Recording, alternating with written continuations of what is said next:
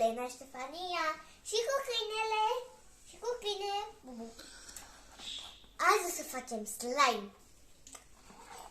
Două castroane, un castron, spumă de ras, lipici, glicerina bolaxată, culori, șervețele și cocolină. Deci hai să începem. Am acolo în colț celelalte slime-uri. Super fain. Și hai să începem. Yay! Începem cu lipiciu. O să vă arăt de data asta și rețeta mea.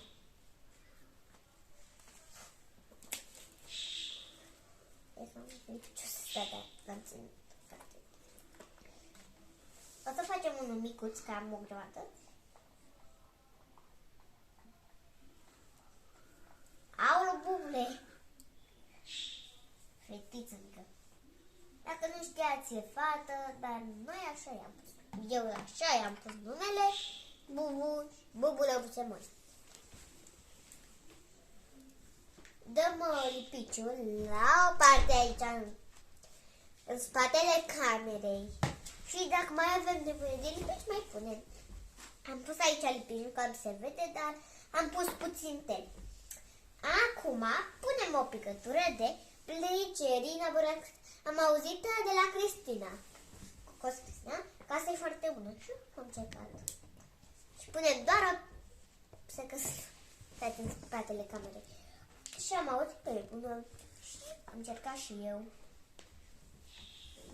O picătură. Punem o picătură să dilăm puțin.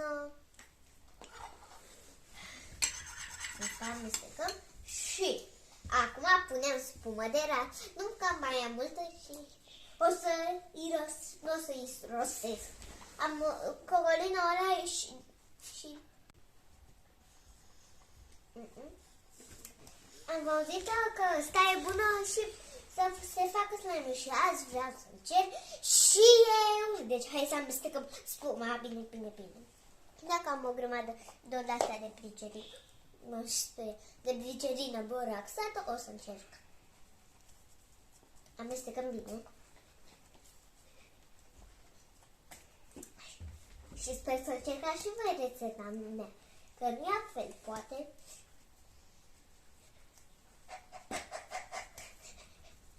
Cred că e gata. Hai să punem. Aoleu, e greu. Să-mi amintesc dacă... Da, o să pun și puțin de la. Foarte puțin, mi-e frică totuși. Pentru că nu vreau să irosesc și să pot să mai fac slime, să văd dacă... O să pun puțină spumă de ras. Gata. O să vin imediat să vă arăt câtă spumă. Lasă-ți aici. Pun înapoi aici. Ia uitați-vă. Am pus puțin, amestecăm. Și o să pun acum culoare. Ce culoare să pun, tati?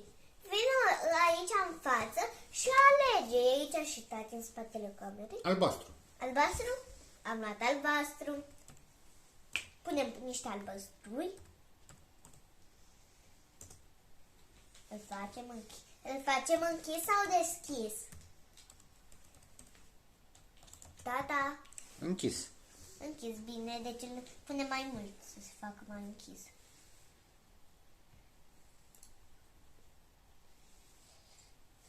Da, e perfect de închis. Amestecăm puțin culoarea. Mai întindem o dată. Bine, gata. Amestecăm culoarea să... Mamă, ce albastru fain am făcut aici. Da. Acum hai să punem puțin de ăsta. Da, am reușit. Vreau să-l chem pe tata la tot. Deci, o să am nevoie de tata. Imediat vin la camera înapoi. Nu, stai acolo. Pune puțin pune.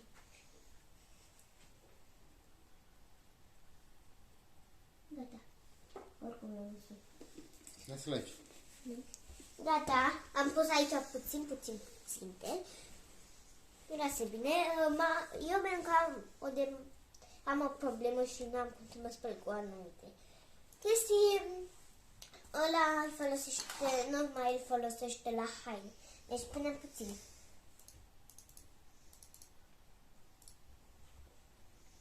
Nu vreau să-l fac nici prea, știți voi, prea mult solid. Deci acum mi-e super frică, dacă vreți să știți. Pun și puțin de ăsta. Nu vreau să-l fac cauciucat, cum îi place un Felix de la Cocoli. Și vă arăt și cum... Da, dacă știți de el, sunt foarte bucurat de familia mare și Cocoli, Coco Scrisa și Coco Felix. Deci dacă o să-mi iasă, o să fiu super fericit. Mai pun puțină spumă. Știu că am puțină, dar o să fac, dacă nu o să-mi iasă, o să fac și cu tati, sper, dacă o să vrea.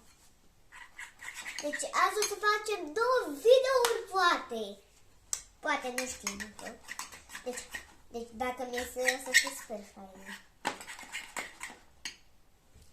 O să mi iese ciudățel de la ăsta, de la Cocolino. Nu sunt ciudățel, am cu slime, nu sunt ciudățel. Deci dacă... Nu. Mai punem puțin. Aoleu, de gând. E mai mult, că nu avem. Deci dacă... Noroc că am adus șervețele. Am dat aici așa. Tata, ia uite ce-am făcut. Șterge-l acolo. Îl șterg. I-am arătat și tata.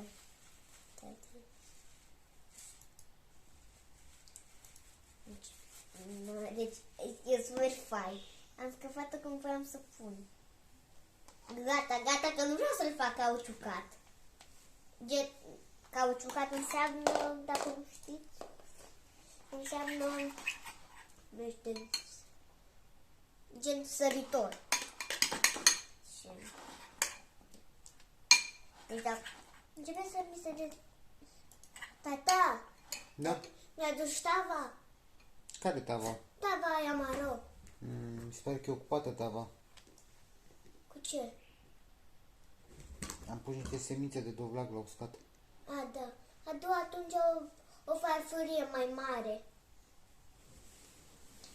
Aduce tati am făcut eu ieri un dovleac. Știu că azi e Halloween, dar sper să vin. Dacă auzi ceva pe fundal, e bunicul meu și mama. Deci să nu vă părțări. Am făcut ieri dovleac. Și am pus semințe de dovleac. Vreau să încercăm să facem, cum se numește, dovleci. Să mâncăm. Să scrieți în comentarii, chiar mai jos, dacă o să ne iasă să se facă dovleac. Deci mi-a ieșit! Deci uitați-vă puțin, mi-a ieșit, să nu mă lipicesc. Sau dau cu niște cum se numește? Glicerină boraxată pe mâini.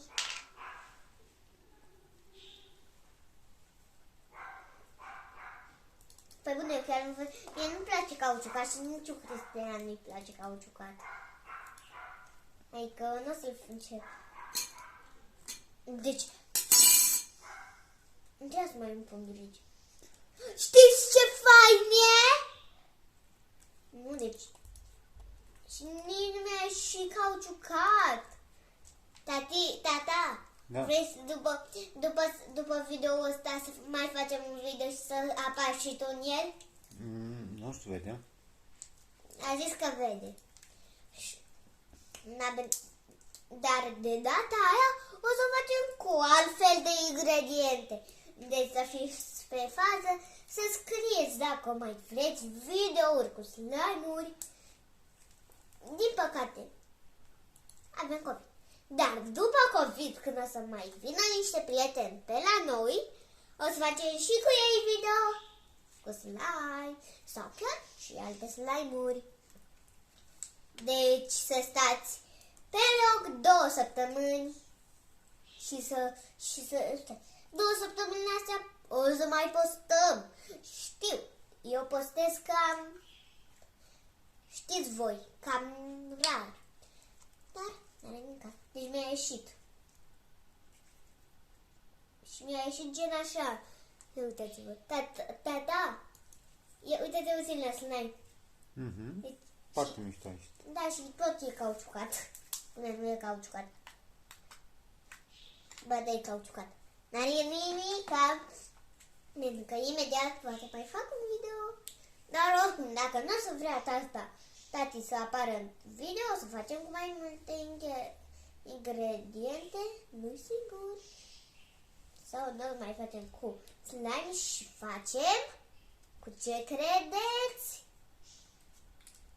Poate din viața mea de carantină, evident. Dar azi o să mai ieșim și pe afară și o să filmez.